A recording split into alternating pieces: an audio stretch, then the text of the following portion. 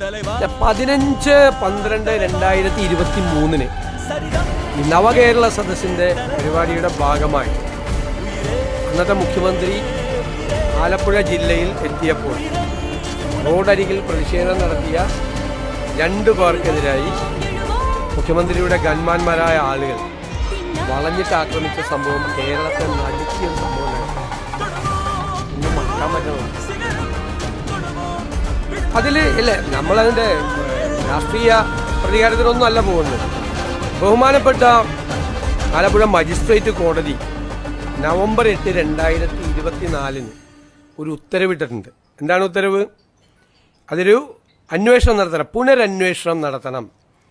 കാരണം ഇവർ പറഞ്ഞത് ഒരു തെളിവുമില്ല എന്നാണ് പറഞ്ഞത്.